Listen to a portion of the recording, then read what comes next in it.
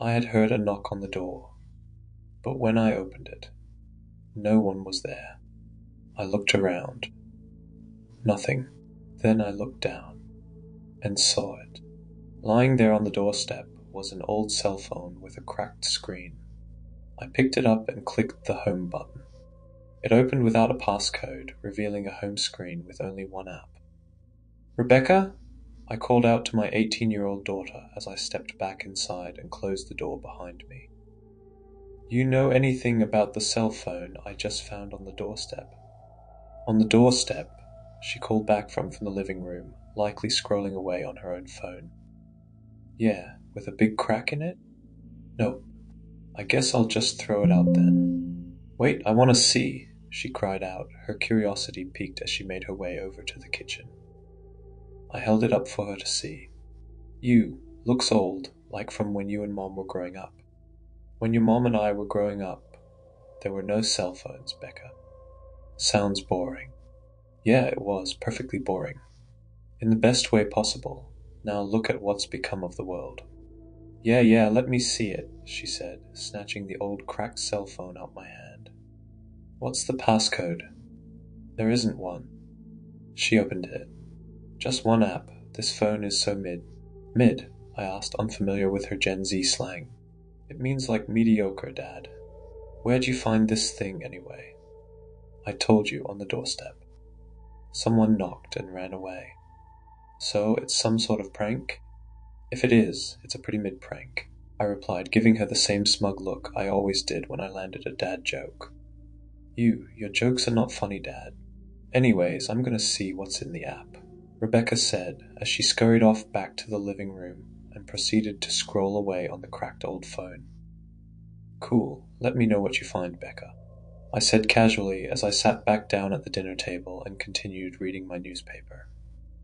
An hour or so later, my wife Erica returned home from work and we had dinner. "Rebecca, it's dinner time," Erica called out from the kitchen. But my daughter didn't reply. "Becca," I added, but again Rebecca ignored us. My wife and I both looked at each other and rolled our eyes. "Your loss, food'll be cold again," Erica said, referring to the countless other times our social media-obsessed teen had forgone dinner so long that the meal had become cold. "Kids," I muttered under my breath. "So, how was work, honey?" A few hours later, my wife and I decided to go upstairs for the night and, seeing that Rebecca was still scrolling away on the couch, reminded her that her dinner was on the table. Once again, our daughter just ignored us as she continued to scroll away on her phone. Something that, after raising an 18-year-old daughter, I was very used to. But this time, something was different. This time she was scrolling on a different phone. The old cracked phone I had found on the doorstep, to be precise. She's still using that old thing. Wonder what app was on there. Must be some game or social media thing. I thought to myself, just remember to turn the lights out before you go to bed, Becca. My wife called down before we retired to our bedroom to no reply. But the next morning, not only did we find the lights on, but we also found Rebecca still sitting there. Sure enough, scrolling away on the old cracked phone. "Rebecca," my wife called out. "Did you even sleep last night?" "Yeah, Becca, you really shouldn't be pulling all-nighters like that," I added as I went to the kitchen to put on a pot of coffee. But before I could make it that far, something caught my eye on the kitchen table. To my disbelief, there was Rebecca's dinner, still sitting there, completely untouched. That's when I knew that something was very wrong. By the time my wife and I were able to pry the old cracked cell phone out of our daughter's hands, Rebecca had gone into a sudden fit of rage. "Give it back," she screamed, her eyes cold and lifeless. I tossed the phone to Erica behind me while I stood between her and our daughter. I said, "Give it back," Rebecca screamed again in a threatening fashion. "Becca, what's gotten into you?" "It's just an old phone, and a cracked one at that," I began. But before I could continue, my innocent daughter, who had never laid a finger on a soul her entire life, suddenly lunged at me, swung her arm, and ran her nails across my face. tearing the flesh from my skin and causing blood to pour down my neck. "Rebecca," I yelled, raising my voice. But it was too late. She had already hopped over me and chased my wife into the kitchen. When I finally caught up to her at the entrance to the kitchen, I saw my daughter standing there with a steak knife on one side of the kitchen table, while my wife stood on the other, shaking in fear as she held the old cracked phone in her hand. "What was on that app?" I asked hypothetically out loud, realizing that whatever my daughter had discovered on the phone must have been the cause of her 14-hour doom scroll and subsequent fit of rage. But Erica must have taken me literally, immediately opening the phone and going to the app. I saw a perplexed look wash over my wife's face as she took her finger, placed it on the phone's cracked surface, and started to scroll. "No, Erica, stop!" I cried out as I ran over to her and ripped the phone from her hand. But before I could even process what had happened, I heard the steak knife that my daughter was holding fall to the kitchen floor, before she too collapsed to the ground. "Becca?" I asked, confused by her sudden change of disposition, but at the same time relieved that her fit of rage had ceased. That's when I heard a growl behind me, as my daughter's rage had somehow shifted to my wife, and Erica picked up the knife from the floor. "Give it back!" my wife screamed, her eyes now cold and lifeless. I looked down at my daughter, who looked as if she had just awoken from a trance. That's when I realized that whatever curse had been bestowed upon the old crone's app seemed to only affect the last person who used it. I took my dazed daughter by the hand and led her out of the kitchen, out of the house, and to the driveway as my wife followed, still wielding the knife. "Get in," I insisted as I opened my car door, and Rebecca hopped inside before I used my key fob to lock her inside. "Give me the phone," my wife cried from behind me as she swung the knife at me. I stepped aside and watched its blade pierce the hood of my car. I thought to call out my wife's name in an attempt to snap her out of it, but immediately realizing that there was only one way to snap her out of her trance. As she struggled to pull the blade out of the car, I seized the opportunity to run back in the house and turn on the sink in the first floor bathroom. Eventually, my wife came back inside looking for me, and sure enough, headed for the source of the running water. And when she stepped inside, I hopped out from behind the kitchen island, slamming the door behind her, before dragging a nearby bookshelf against the door and reinforcing it with a few other heavy objects. "Give me the phone."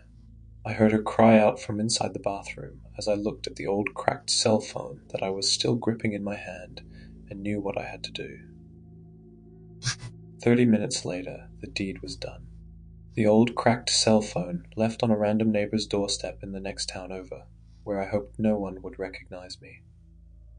When I got back to the car, my daughter was just sitting there in the passenger seat, still traumatized and speechless from what she had just gone through. We drove home in silence, and when we finally got back, we waited by the barricaded bathroom door as my wife continued to scream, and waited, until eventually she stopped.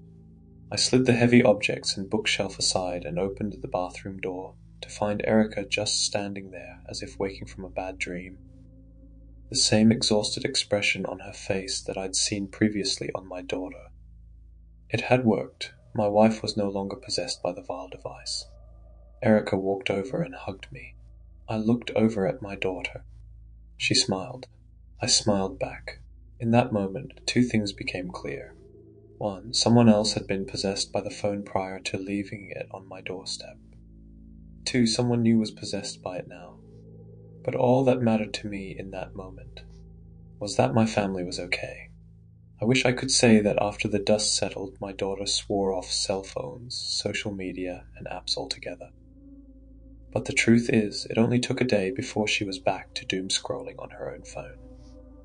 Now every time she does and her dinner gets cold, I can't help but fear that she's been possessed again. But then I realize. The old cracked cell phone was gone, left on the doorstep of another family, in order to save my own.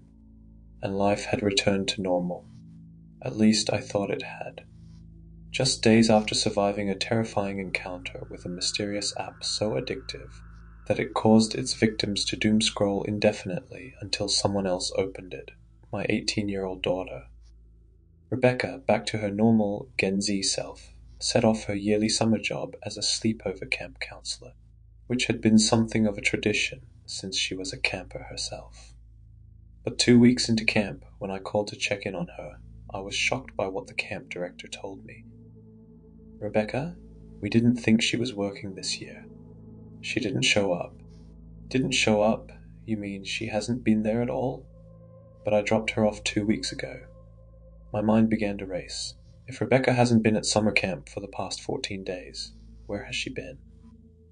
I began to panic, calling every one of her friend's parents until eventually speaking with her friend Lisa's mother.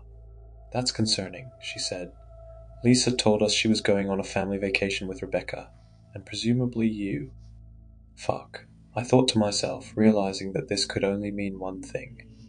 My daughter must have still been fiending for the old cracked cell phone, and set off with her friend Lisa to find it. But when I began to investigate the situation further, interviewing nearly every parent and classmate I could get a hold of, it became very clear very fast that the situation was far worse than I had anticipated.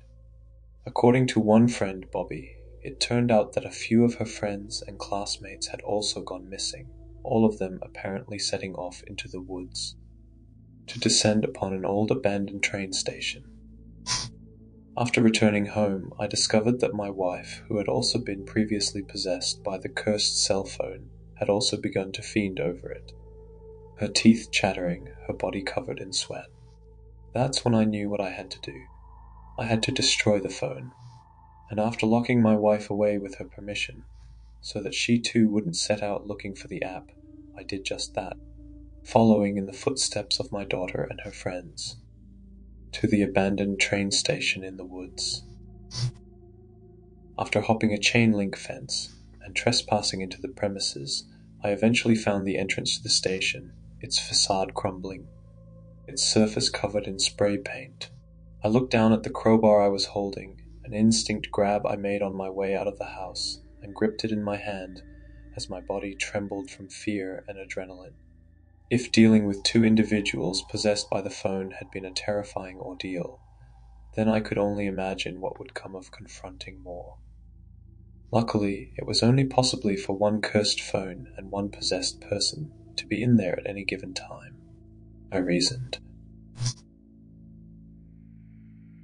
But when I finally made my way inside the old train station, using the light of my cell phone to guide me through its cobwebbed and musty halls, and arrived at the train platform, I discovered that I was very wrong.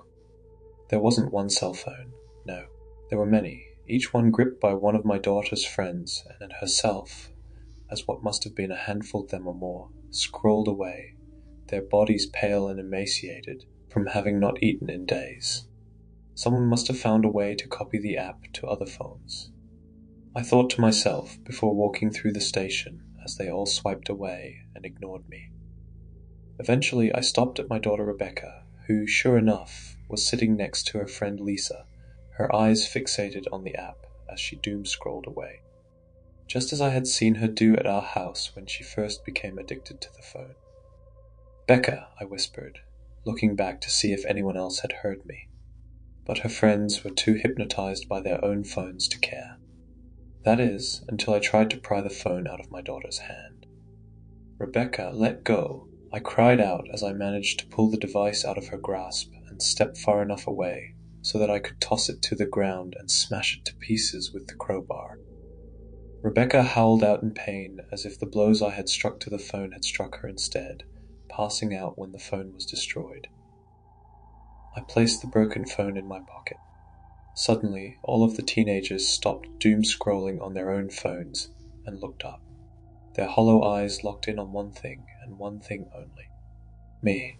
That's when they all stood up and began hobbling towards me down the shadowy platform like zombies in the night as they growled and hissed, their arms extended, clawing away at the air.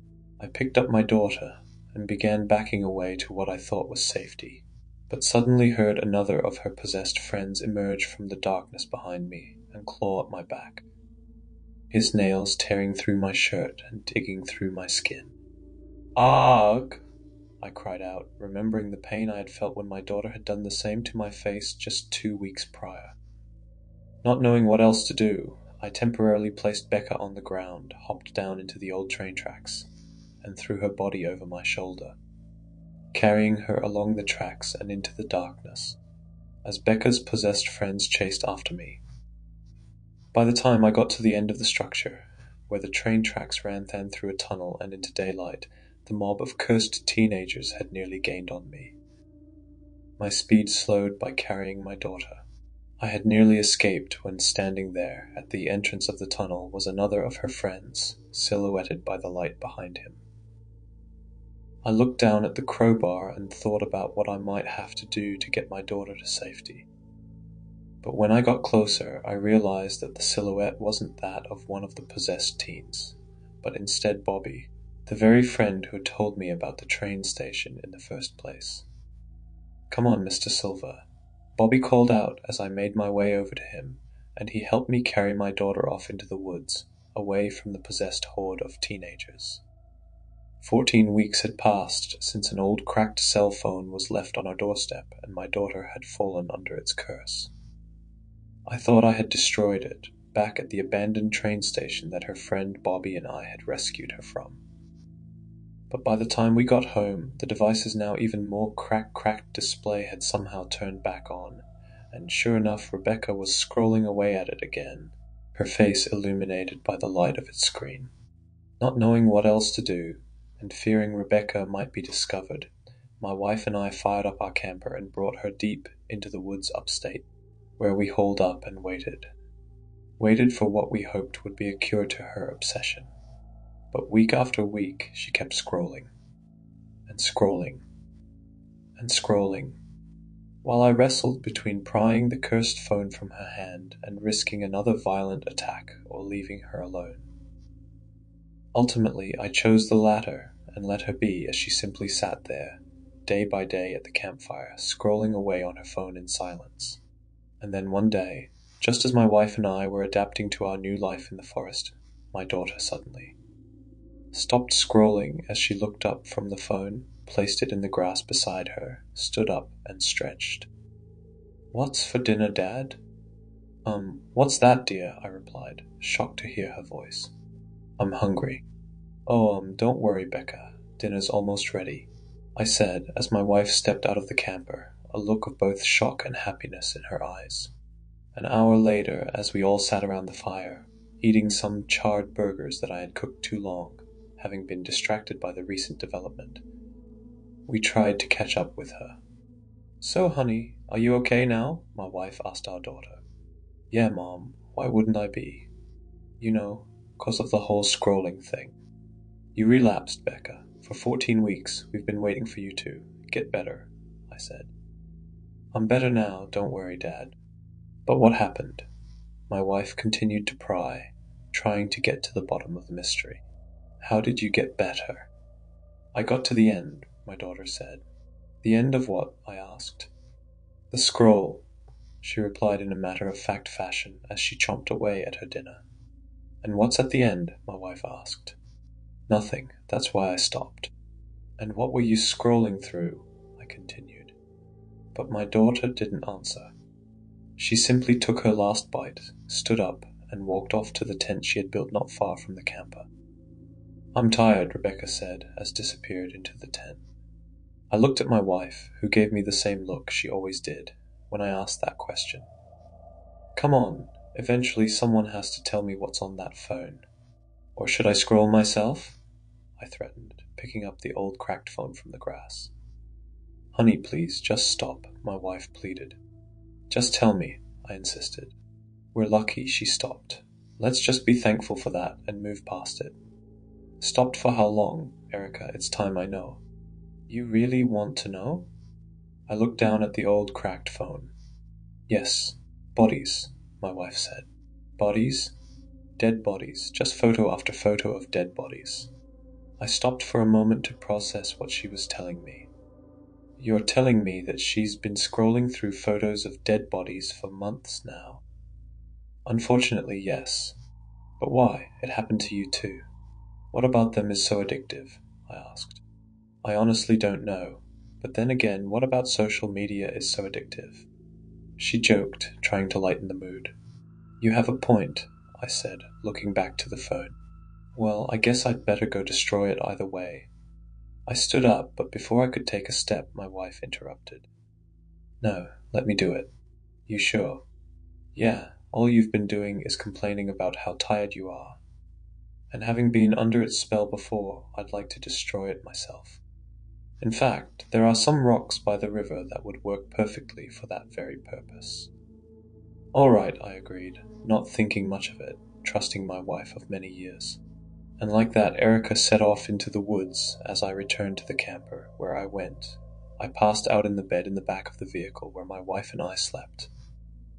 Later that night, I was suddenly awoken by the sound of the camper door opening. Assuming it was my wife having returned from destroying the phone, I didn't think much of it. Honey, close the door, the mosquitoes will get in. I mumbled into the darkness as I tried to fall back asleep. But she neither complied nor replied. Erica, I asked, once again met with silence. That's when I felt a sharp metal object plunge into my shoulder. Arg! I screamed out in pain as my attacker swung at me again but missed. Not knowing what else to do and unable to see in the dark, I made a dash for the door of the camper and ran outside, where the light of the moon was bright enough to illuminate my assailant. Becca? I asked, as I saw my daughter lashing at me with a steak knife that she must have found at the grill. Dad, you've got to die, she said with a blank stare, her eyes rolled back in her head as she walked slowly towards me. Rebecca, stop! I cried out as I backed away, attempting to snap her out of her trance. Dad, just let me, she said. But why, dear? Why are you doing this? I told you, the scroll, it ended. We need more bodies. I continued to back away, but must have tripped over the smoldering fire pit and fell to the ground nearby. That's when she seized the opportunity and lashed out at me again, this time plunging her blade into my leg. Ah! I screamed out again. As my daughter tried to remove the knife, surely intent on attacking me again, we locked eyes, and I saw up close and personal the inside of her hollow eyes as they rolled back in her head. Wounded and unsure of what to do, I suddenly remembered that Erica had gone off to the river and realized that she was probably still out there. Seeking my wife's help, I pushed my daughter away and painfully hobbled to my feet before limping off into the woods. Daddy, why are you running? My daughter called out eerily into the forest as she casually walked through the woods behind me. I didn't reply. I simply stared in the direction of the river as I could hear its waters streaming away close by. Daddy, I want to scroll, and I can't scroll without more photos. Rebecca called out again as she began to close in on me, but I continued to keep quiet and hobbled on as I could feel the blood draining from my body, knowing that if I could just get to my wife, she might be able to help overtake Rebecca and mend my wounds. But when I arrived at the riverbed, I found Erica sitting on a rock by the river, scrolling away on the old cracked phone with a hypnotized look on her face. Her desire to scroll having clearly overcome her mission to destroy it. I limped over to my wife and tried to pry it out of her hand. Honey, get off the phone, Rebecca. She's trying to kill me. Help, I exclaimed. But my wife simply growled at me, lashing at my skin with her nails, before snatching the phone back. My skin burning from the scratches, I leapt back, landing on my wounded leg, only to hear my daughter closing in from behind me. I turned to look at Rebecca as she approached, then back at my wife, who had returned to scrolling. Unsure of which direction to go, I walked back to my wife and ripped the phone from her hand as hard as I could, causing her to cry out in horror and swing at me, knocking me into the shallow river, where my body was half submerged into water. My wife stood up, hopped into the river, and began attacking me, desperately trying to get the phone back, as my daughter joined in and began shoving my head underwater, attempting to drown me. Just die already, Dad, Rebecca said in a hauntingly matter-of-fact tone. Lying there in the river, my head submerged underwater as I held my breath, I did the only thing I could think of. Taking the old cracked phone that I was still holding in my hand, and plunging it into the river behind me, holding it there for as long as possible. A good minute or two must have gone by as I struggled to hold my breath while they continued to attack me, until I eventually couldn't hold it anymore, and resigned to die there in the river, a victim of the old cracked phone's curse. Until suddenly, just as my eyes were glazing over and I couldn't hold my breath any longer, my wife and daughter stopped what they were doing and backed away, out of the water and onto the dry land of the riverbed. "What happened?" my wife asked, awaking from her trance as I sat up in the river, coughing frantically. She turned her gaze from my scratched body to her bloody fingernails, and her eyes opened wide in horror. "Where are we?" my daughter added as she, too, turned her stare from my wounded, bleeding body to her own, which was completely soaked in my blood and had the same reaction. As I continued to clear the river's water from my lungs, I looked down to find my hand still clenching the old cracked cell phone. I looked back at my wife and daughter, expecting them to see the device and lunge at me. But when they finally noticed it, they each simply both took a step back in fear. I, on the other hand, raised the phone closer to my face and attempted to turn it on. "Dad, no," my daughter screamed as my wife joined in. "Honey, stop." But no matter how many times I tried to turn it on, the old cracked phone remained unresponsive, clearly destroyed from the water damage. 2 minutes, I screamed at them, with a furious look on my face. They looked back at me in silence, a look of horror on each of their faces, unsure of where I was going with the statement. It took 2 minutes for that thing to get fried in the river. Yet I dropped my cell phone into the toilet for 10 seconds and it's ruined immediately, I called out, before tossing the damaged phone into the middle of the river, seeking to rid myself and my family of it forever.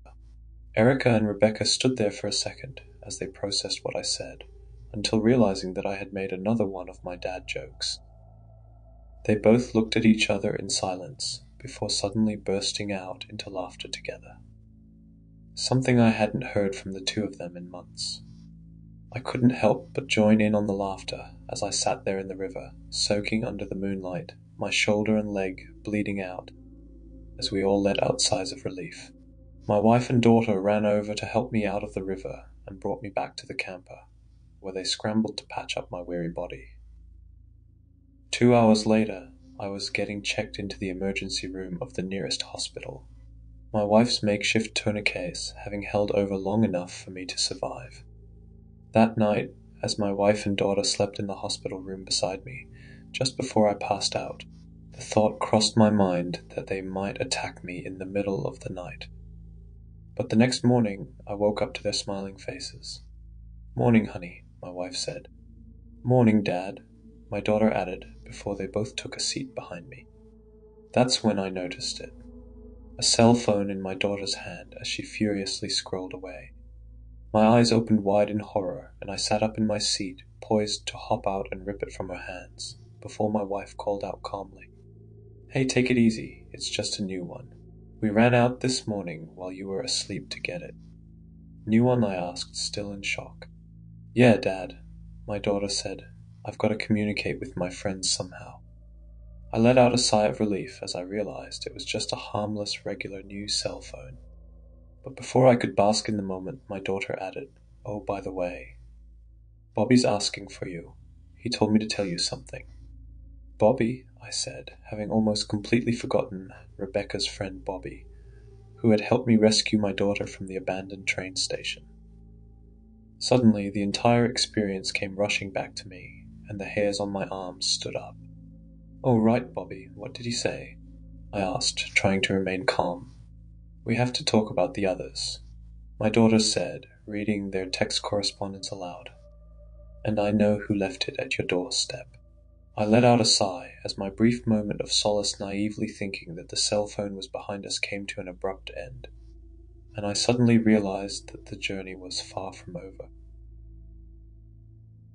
Thank you for listening till the end. If you enjoyed the story, don't forget to like and subscribe for more chilling tales. Let me know in the comments what scares you the most. Until next time, and be careful in the dark.